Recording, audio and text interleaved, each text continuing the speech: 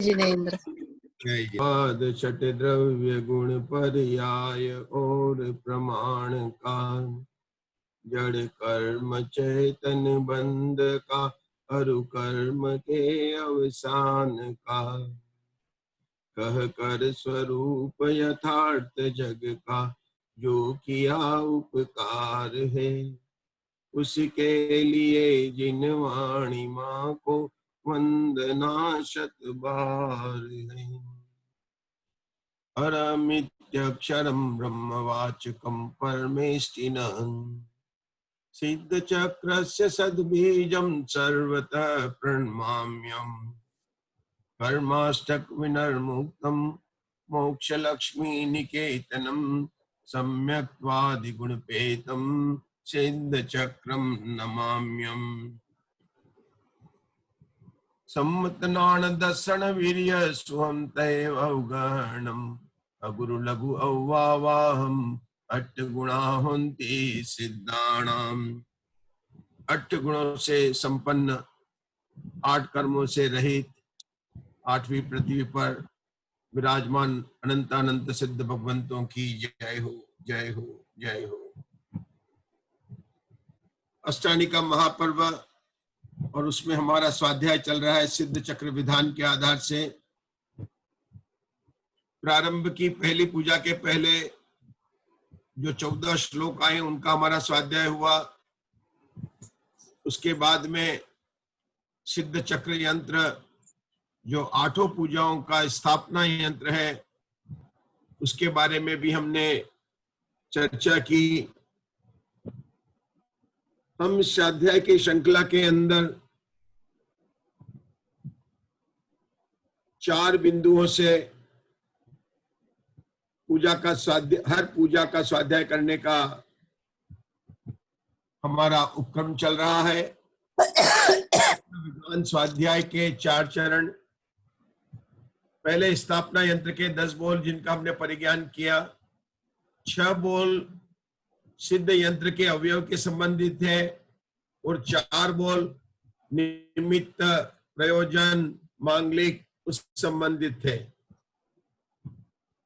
दूसरे बोल और अंत के छठे बोल जिसमें रीम के वेष्टित है उसका जिस तरह से पूजा के अंदर वर्णन है और हम यंत्र को देखते हैं हमें कुछ उसमें भिन्नता भाषित हो रही है, क्योंकि यंत्र में कई प्रकार से हो सकते हैं। हमारा जो स्थापना यंत्र है वहां पर दूसरे बोल के अंदर भी कर्णिका के अंदर अकार आदि स्वर का कथन आता है, जबकि हम यंत्र को देखते हैं तो वहां पर राम रीम रूम इस तरह से बीजाक्षर लिखे हुए। कोई बात नहीं है, हमने तो पूजा के अंदर जो यंत्र दिया था उसके बारे में हमने देखा और 6 बोल हमने उसका भी ज्ञान किया। आप सभी ने लिखकर व्हाट्सएप में दिया और अपने स्वाध्याय का प्रमेय और ज्ञान को निर्मल बनाया। तो पहला पॉइंट यह हुआ। दूसरा हुआ अष्टक की विशेषता। तीसरा पॉइंट है जो 8, 16, 32 इस तरह से जो अर्घ आएंगे उनके क्या मार्मिक बिंदु है। और चौथा पॉइंट है जयमाला का अर्थ। सिद्ध चक्र विधान में जो 8 पूजा है उनके ऊपर जो हम स्वाध्याय करने कर रहे हैं उसके 4 चरण की हमने यहाँ पर उल्लेख किया। स्थापना यंत्र की बात करने के बाद में हमने अष्टक में देखा था कि पहली पूजा के अष्टक में चंदन के और दीप के अष्टक में विशेषता थी। चंदन के अष्टक में जो अर्घ था, चंदन का जो अर्घ था उसमें बताया था कि चंदन की महिमा जगत में, चूंकि वो भगवान की पूजा के काम में आता है इसलिए उसकी जगत में महिमा हो गई। शायद कवि यह कहना चाहते हैं कि भगवान का कोई भी कार्य चाहे मंदिर का हो उसके करने से हमारी महिमा ही बढ़ने वाली है। अरे महिमा, उनके संपर्क में आकर उनकी प्रतिमा को देखकर हमें तो निज दर्शन करना है। इस विषय में एक बात और मेरे सुनने में आई कि कई मंदिर गांव में ऐसे हैं जहां पर वो लोग किसी से भी मंदिर का झाड़ू नहीं निकालते हैं, स्वयं वहां के जो श्रावक लोग होते हैं वे सारा कार्य मंदिर का स्वयं करते हैं। भाई लोग सुबह पहुंच जाते हैं और पूरा कार्य करते हैं। मुझे तो चंदन की बात को आकर इस बात को याद आई।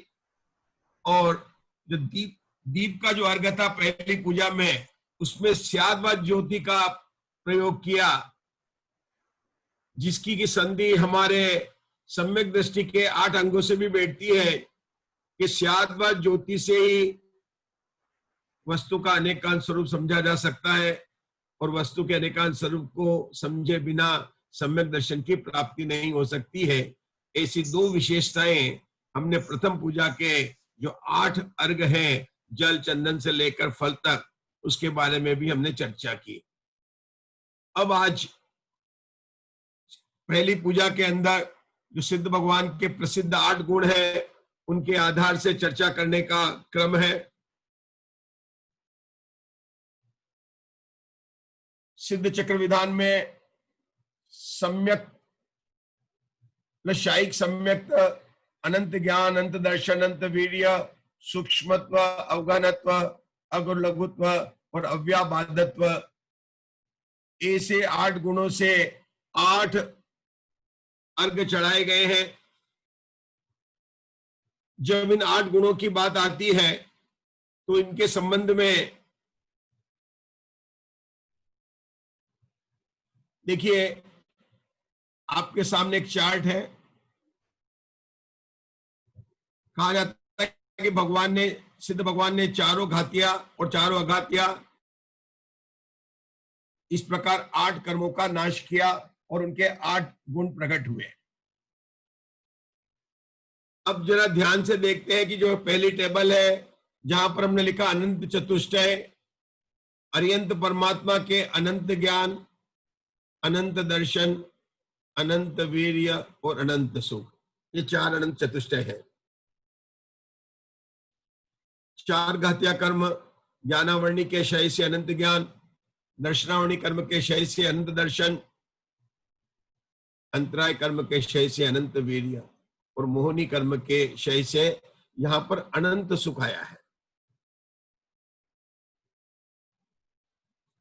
जब 4 अघातिया कर्म की बात होती है तो नाम कर्म के क्षय से सूक्ष्मत्व, आयु कर्म के क्षय से अवगाहनत्व, गोत्र कर्म के क्षय से अगुर लघुत्व और वेदनी कर्म के क्षय से अव्याबाधत्व।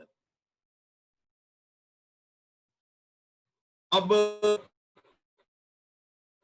4 घातिया कर्मों को नाश से जो 4 गुण प्रकट हुए अनंत, जिनको अनंत चतुष्टय कहते हैं, और 4 अघातिया कर्मों के नाश से सूक्ष्मत, अवगाहनत, अगुर लघुत्व और अव्याबाद, ये 4 गुण प्रकट होते हैं। तो इन चारों को मिलाकर 8 गुणों का नाम बनना चाहिए था। लेकिन जब हम सिद्ध भगवान के 8 गुण को देखते हैं तो वहां पर क्या नाम आता है? शायिक सम्यक, अनंत ज्ञान, अनंत दर्शन, अनंत वीर्य। अघात्य कर्मों के नाम वही है, सूक्ष्मत्व, अवगाहनत्व, अगुर लघुत्व और अव्याबाधत्व। तो जो अनंत चतुष्टय, अनंत परमात्मा के 4 घातिया कर्म के नाश से जो 4 गुण प्रकट हुए थे, वे चारों के चारों गुण उस तरह से नाम में नहीं आते हैं। अंतर कहाँ हुआ कि यहां पर शायिक सम्यकता आया है। सिद्ध भगवान के जब हम 8 गुण लेते हैं तो पहला क्या आता है? शायिक सम्यक, जिसका कि नाम अनंत चतुष्टय में नहीं है। अनंत चतुष्टय में नाम है अनंत सुख, अनंत ज्ञान, अनंत दर्शन और अनंत वीर्य। ये तीनों का नाम सिद्ध भगवान के 8 गुणों में आता है। तो अंतर हुआ थोड़ा कि वहां पर अनंत सुख है और यहां पर शायिक सम्यक्त लिया है।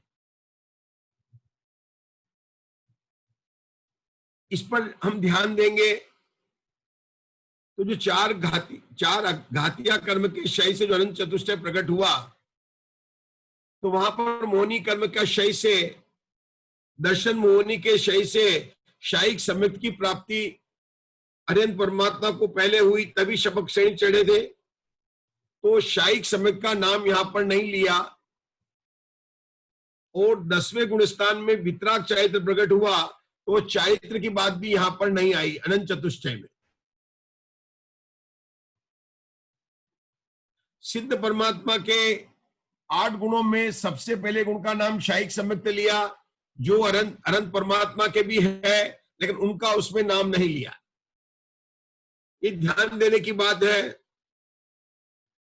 इसका स्वाध्याय करने पर जो खुलासा आता वह इस तरह से है कि जो अनंत चतुष्ट है उसके अंदर जो अनंत सुख है उसके अंदर सम्यक्त और चारित्र दोनों गुण समाहित है।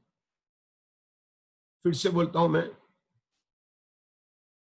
अनंत चतुष्टय के अंदर जो अनंत सुख है उस सुख के अंदर चारित्र और सम्यक्त दोनों का समावेश है। इसका खुलासा हमें 47 शक्ति की नाममाला से भी मिलता है, क्योंकि वहां पर है जीवत्व, चीति, दृष्टि, ज्ञान, सुख और वीर्य।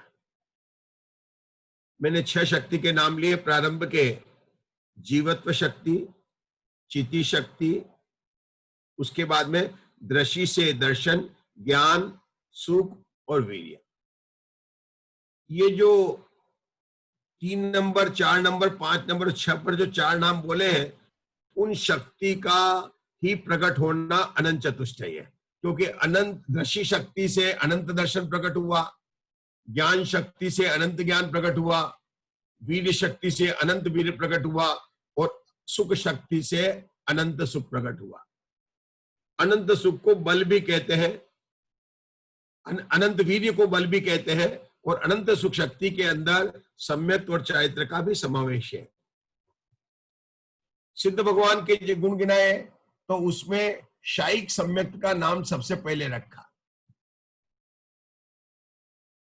हम कहते हैं कि चौथे गुणस्थान से ऊपर के सारे जीव सम्यक दृष्टि है। हम वेदक सम्यक दृष्टि की बात नहीं कर रहे हैं जिसके अंदर चल मल अघाट दोष की बात आती है। हम तो चौथे गुणस्थान से लेकर सभी शायिक सम्यक दृष्टि की बात कर रहे हैं। और यह भी कहा जाता है कि दर्शन की अपेक्षा सभी पूर्ण है, क्योंकि श्रद्धा गुण का जो परिणमन होता है वह या तो निर्मल होगा या विपरीत परिणमन होगा। लेकिन फिर भी अर्यंत भगवान के सम्यक दर्शन और सिद्ध भगवान के सम्यक दर्शन में कुछ विशेषता दिखलाने के लिए, आप कहेंगे कौन सी विशेषता? कि शास्त्र में सम्यक्त के आज्ञा सम्यक्त, बीज सम्यक्त, सूत्र सम्यक्त, ऐसे अनंत भगवान के सम्यक्त को अवघाड़ सम्यक्त और सिद्ध भगवान के सम्यक्त को परम अवघाड़ सम्यक्त की नाम दिया गया है। क्योंकि सम्यक दर्शन का पूर्ण परिणमन है, लेकिन चौथे गुणस्थान में अभी बाकी कई गुणों का परिणमन निर्मल नहीं हुआ, पूर्ण रूप से निर्मल नहीं हुआ। यद्यपि चौथे गुणस्थान में एक बार सम्यक दर्शन प्राप्त होने पर सभी गुणों का निर्मल परिणमन शुरू हो जाता है। फिर से कहता हूं, मिथ्या दृष्टि के तो कई गुणों का विपरीत परिणमन चल ही रहा है, लेकिन सम्यक दर्शन के प्राप्त होने पर, अर्थात जब आत्मानुभूति होती है, तब सभी गुणों का निर्मल परिणमन एक साथ शुरू हो जाता है। लेकिन सभी गुणों का निर्मल परिणमन पूर्ण नहीं होता। श्रद्धा गुण का परिणमन तो हो जाता है, लेकिन चारित्र गुण का परिणमन चौथे गुण स्थान में पूर्ण नहीं होता है, वह तो 10वें गुण स्थान में पूर्ण होता है। लेकिन उसका प्रारंभ चौथे से शुरू हो जाता है। चौथे में दिखता नहीं है, 5वें में देश चारित्र, फिर आगे चल के सकल चारित्र, लेकिन पूर्णता तो 10वें गुणस्थान के बाद में 12वें गुणस्थान में ही होती है। जब 10वें गुणस्थान में मोहिनी कर्म का क्षय हो जाता है, तो 11वें गुणस्थान से सभी जीवों को, 11वें और 12वें जीवों को क्या बोलेगा? पूर्ण सुखी है, क्योंकि मोहिनी कर्म के अभाव में पूर्ण सुखी है। अब 11वें और 12वें में भी मोहिनी कर्म का पूरा क्षय है और सिद्ध भगवान के भी मोहिनी कर्म का क्षय है, लेकिन 11वें गुणस्थान और 12वें गुणस्थान में मोहिनी कर्म के क्षय होने पर भी जो उनको सुख कहा गया वो पूर्ण सुखी कहा गया। वितरागी भगवान जो 11वें और 12वें गुण स्थान में हैं, उनको पूर्ण सुखी कहा गया है, जबकि अरिहंत परमात्मा को अनंत सुखी कहा गया। अंतर समझिए। अनंत भगवान के अनंत परमात्मा कैसे 13-14 गुण स्थान वाले अनंत सुखी है। सुख इसलिए हुआ क्योंकि मोहनी कर्म का नाश हो गया, सुख गुण का परिणमन तो हो रहा। गुण कौन सा है? सुख गुण। लेकिन उस गुण में जो रूप किसका आया? वितराग परिणमन होने से वह सुख वास्तविक सुख हुआ। जब तक सुख सुख नाम का गुण है, मिथ्या दृष्टि भी है, हर गुण का हर समय एक न एक पर्याय हो रही है। सुख गुण का परिणमन तो हो रहा है, लेकिन मोहनी कर्म की उपस्थिति के कारण वह परिणमन विपरीत परिणमन है। ये बात थोड़ा आप ध्यान से फिर से सुनिए कि सभी गुणों की पर्याय हर समय हो रही है। सुख गुण भी आत्मा में है, उसका भी परिणमन हो रहा है, लेकिन जब तक मिथ्या दर्शन है तब मोहनी कर्म के कारण उस सुख का विपरीत परिणमन है। चौथे गुण स्थान के बाद में चारित्र मोहनी के कारण उसका पूर्ण परिणमन नहीं है। पूर्ण सुख का परिणमन कब हुआ? 11वें गुण स्थान में और 12वें गुण स्थान में। अब उसी को 13वें गुण स्थान में अनंत सुख की संज्ञा है, और सिद्ध भगवान को क्या है? अव्याभास सुख। अव्याभास सुख वेदनी कर्म के अभाव में प्रकट हुआ। अनंत सुख यहां पर किसकी अपेक्षा कहा गया है? मोहनी कर्म की अपेक्षा कहा गया है, लेकिन सुख गुण का भी परिणमन है। तो सिद्ध भगवान में इस प्रकार से उत्कृष्टता है, क्योंकि परम उत्कृष्टता सिद्ध भगवान में ही है, क्योंकि 14वें गुण स्थान तक असिद्धत्व नाम का भाव, उदायिक भाव अनंत परमात्मा के बताया गया है। पूर्ण गुणों से पूर्ण रूप से निर्मल सिद्ध भगवान ही है। ऐसे सिद्ध भगवान को पुनः हम बारंबार नमस्कार करते हैं। यहाँ पर जो हमने 8 गुणों का एक छोटा सा प्रमेय था, जो मैंने आपके ध्यान में चर्चा के रूप में प्रस्तुत किया, एक छोटी सी चर्चा और बाकी नव केवल लब्धि वाली। तो उसके अंदर जो वीर्यांतर कर्म है, उसी के 5 भाग लेने पर दान, लाभ, भोग, उपभोग और वीर्य, और उनको सब में मिला देंगे तो शायिक ज्ञान, शायिक दर्शन, शायिक लाभ, भोग, शायिक उपभोग, शायिक वीर्य और शायिक सम्यक, शायिक चारित्र, इस तरह से इनको नव केवल लब्धि कहते हैं। 4 अनंत चतुष्टय है, उसमें जो अनंत वीर्य है, उस अनंत वीर्य के, क्योंकि वीर्यांतर के जो 5 भेद है, उनको 5 को नाम मिलाने पर नव केवल लब्धि के नाम आ जाते हैं। यहाँ पर नव केवल लब्धि में शायिक सम्यक और शायिक चारित्र लिया है, शायिक सुख नहीं लिया। यह भी अनंत चतुष्टय और नव केवल लब्धि के अंदर आपको ध्यान में रखने का है। अब हम आगे बढ़ेंगे।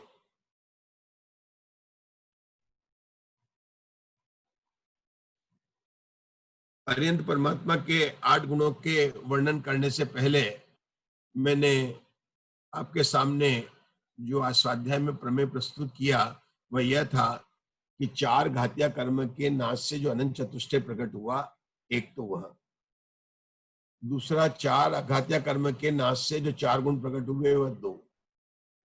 अब सिद्ध भगवान ने 8 कर्म को नाश किया, तो उन 4 को जोड़ के नाम नहीं आए 8 गुणों के, उनके नाम में अंतर है। हमें तो समझना है कि अंतर है, इस पर ही मेरा ध्यान दिलाया है। 8 गुण कहे क्योंकि एक गुण में दूसरे गुण का रूप है, और जैसा जिनागम में 8 गुण जो बताए गए सिद्ध परमेष्टि के, वही है। सिर्फ उन दोनों में अंतर होते हुए भी अंतर नहीं है, क्योंकि कहीं पर क्या विवक्षा है और किस गुण को किस में समाविष्ट करके बात किया गया, बस इतना समझना था। तो 3 चीजें आते हैं, अनंत चतुष्टय, नव केवल लब्धि और सिद्ध भगवान के 8 गुण। इसके बारे में हमने चर्चा की है, आप लोग नोट करके अपना फिर रिवाइज करेंगे तो आपको इसमें थोड़ा सा क्लियरिटी बढ़ेगी। अनंत चतुष्टय, नव केवल लब्धि और 8 गुणों के अंदर। फिर सिद्ध भगवान के शायिक सम्यक्त को परम अवगाढ़ सम्यक्त कहा जाता है। इस तरह से 10 प्रकार के जो सम्यक्त बताते हैं, तो सिद्ध भगवान के सम्यक्त के बारे में भी हमने आपको बात बताई। वेदनी कर्म से अव्याबाद गुण प्रकट हुआ। अब जो अनंत सुख जो केवली भगवान का था, वह कहां पर चला गया? केवली अनंत सिद्ध भगवान के अव्याबादत्त सुख कहा गया है। क्योंकि हमने जब कहा था ना, वेदनी कर्म का जब तक प्रभाव होता, मोहनी कर्म के, वेदनी कर्म का सुख दुख का वेदन कब तक कराएगा? जब उसके साथ में मोहनी कर्म हो। अब मोहनी कर्म तो चला गया, लेकिन अनंत परमात्मा के भी वेदनी कर्म है और सिद्ध भगवान के वह भी चला गया, तो उन्होंने उसको अव्याबाद सुख के अंदर उसको ग्रहण किया है। अब हम जो 8 अर्घ चढ़ाए गए हैं, उसमें से जो पहला ये अर्घ है, कोई आप में से कोई पाठ करेगा? मैं नाम लूंगा कि कौन बोलेंगे? हाँ बोलेंगे। रश्मि जी आप बोल सकते हैं। रश्मि जी आपको दिखाएगा ये, तो बोलिए आप। मिथ्यात्रय, 8 गुणों का अर्घ दिख रहा है, तो बोलिए आप। मिथ्यात्रय पहली पूजा में अष्ट के बाद के अर्घ की बात कर रहे हैं हम लोग। मिथ्यात्रय पहला अर्घ है ये।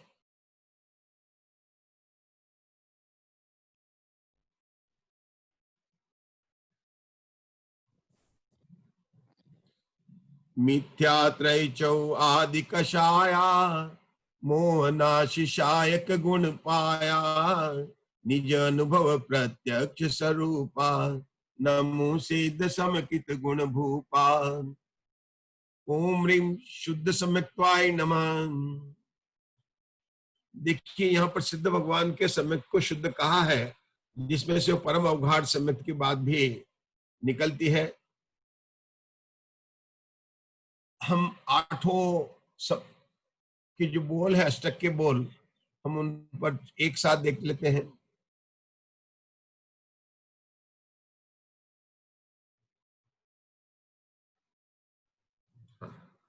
आपको दिख ही रहा होगा, मैं थोड़ा और बड़ा कर देता हूं। मैंने पहला दर्शन मोहनी के नाश से शायिक सम्यक की प्राप्ति संबंधित है, जो कि सिद्ध भगवान का पहला गुण बताया था, शायिक सम्यक। अरे जो सिद्ध भगवान के 8 गुण हैं, जो पहले गुण का नाम था शायिक सम्यक। इस पहले गुण के अंदर दर्शन मोह की 3, मिथ्यात्व दर्शन मोह की 3, और चौ आदि कषाय मतलब अनंता। चौ आदि कषाय में यहाँ पर लेना है अनंतानुबंधी क्रोध, अनंतानुबंधी मान, अनंतानुबंधी माया, अनंतानुबंधी लोभ, मतलब अनंतानुबंधी चतुष्क। इन 7 प्रकृतियों के क्षय से शायिक सम्यक दर्शन की प्राप्ति होती है, जो सिद्ध भगवान के शायिक सम्यक दर्शन एक बार प्राप्त होने के बाद में सादी अनंत काल के लिए रहता है। दूसरा अष्टक का जो अर्घ है, ये जो 8 गुणों का,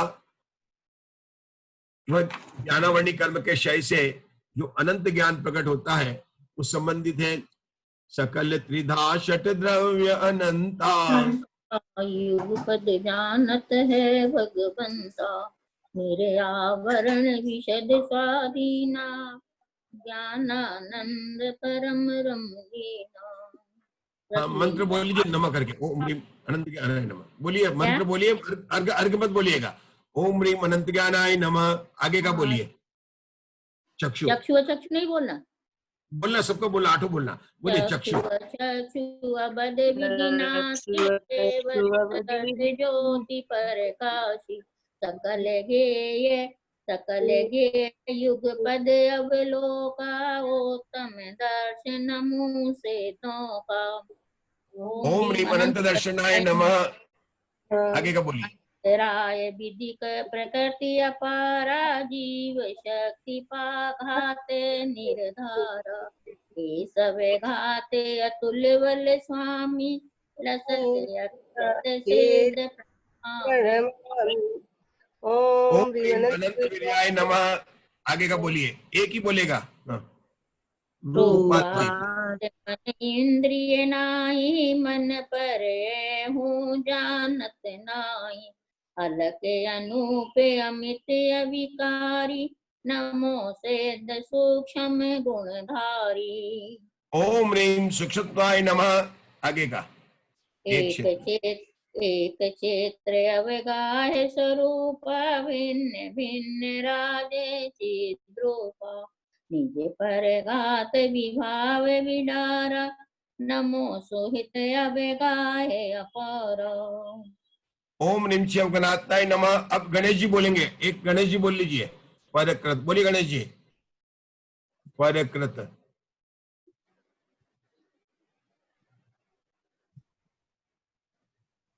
परकृत उच्च नीच पद नाही, नाही रमत निरंतर रमते निज पद निरंतर निज माही। पद माही।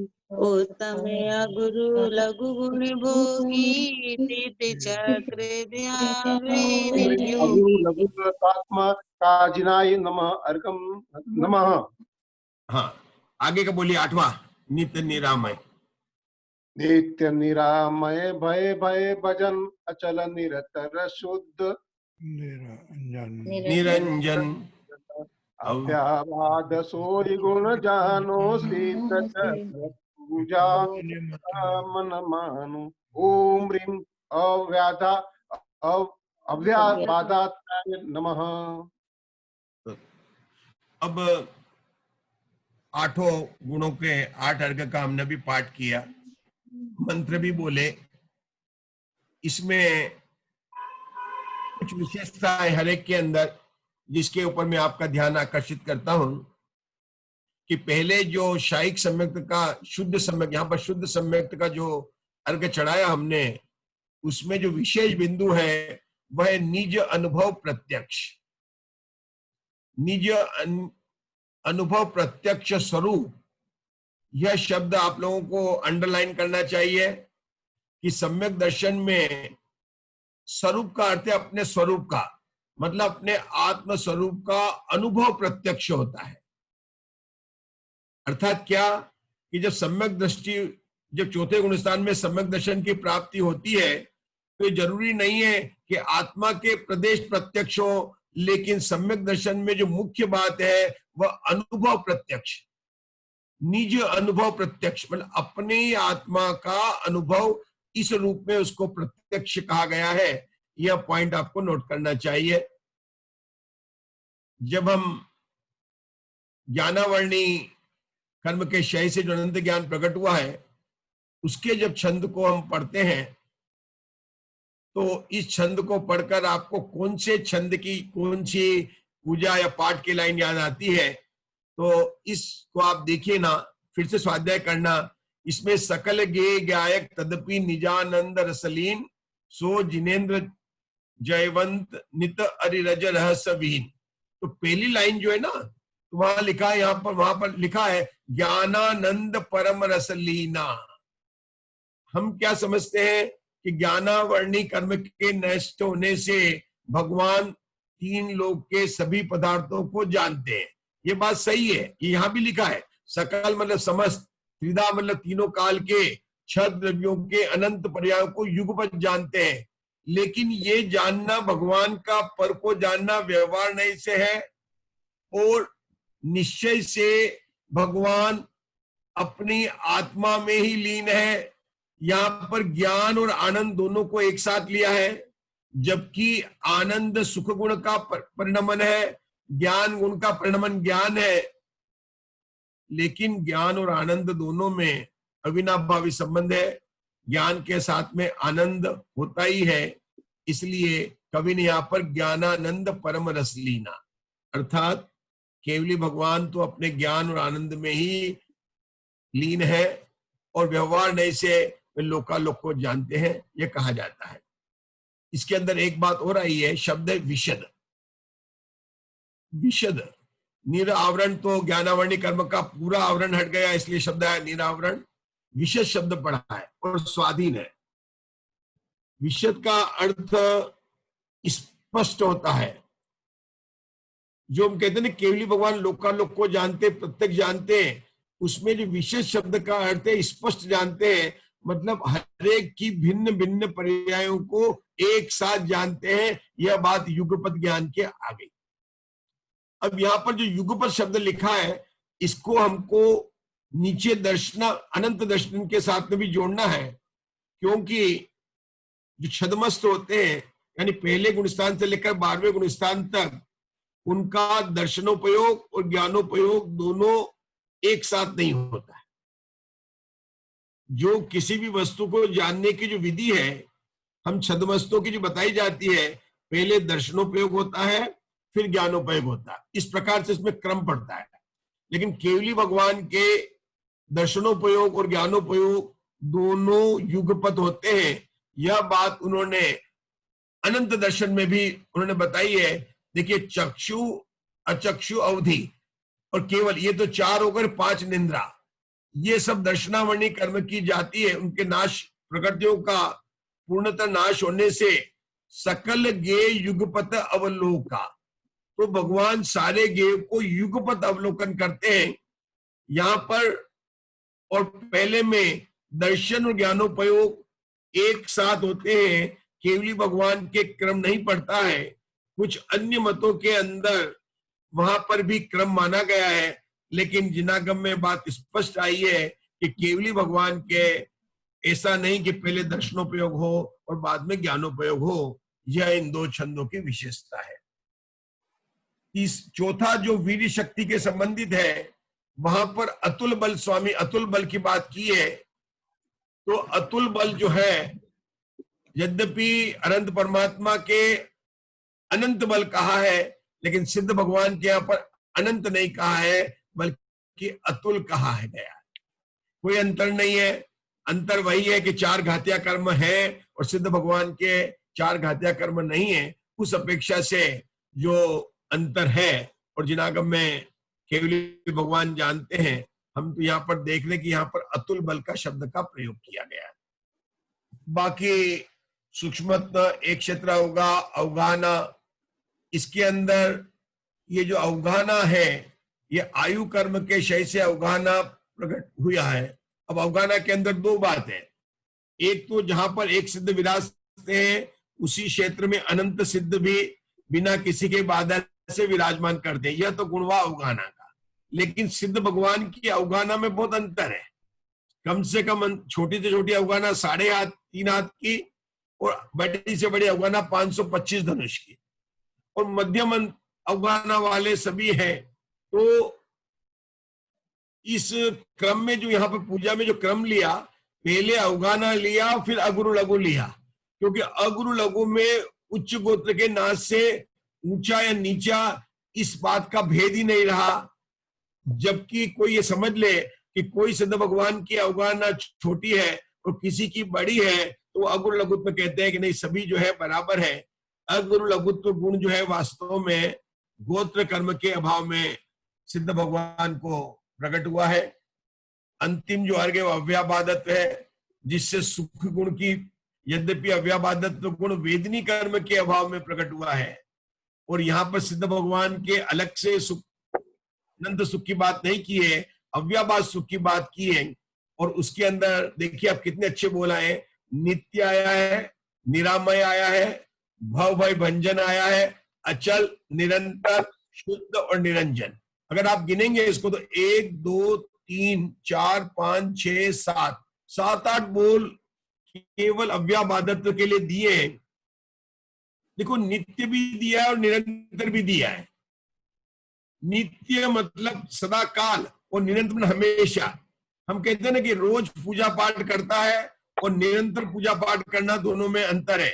24 घंटे करें तो निरंतर हुआ, और एक डेली करें तो नित्य हुआ। यहाँ पर उनके सुख का जो भोगते हैं, ऐसा नहीं कि उसमें कोई अंतराय पड़ जाए। रोज भी है, रोज का मतलब यहाँ पर अनंत काल तक, और निरंतर मतलब 24/7 तक वो सुख का भोग करते हैं। निरामय वेदनी कर्म से हुआ, तो देखिए निरामय का मतलब उनको कोई दुख नहीं है। निरामय को दुख से जोड़ा उन्होंने। शारीरिक रोग, कोई भी शारीरिक रोग के संबंधी जो दुख हमको होता है वो सिद्ध भगवान के नहीं है। भव भय भंजन, देखो भय का नाम यहाँ पर आया है, भव भय भंजन, और वेदनी कर्म से लिया था।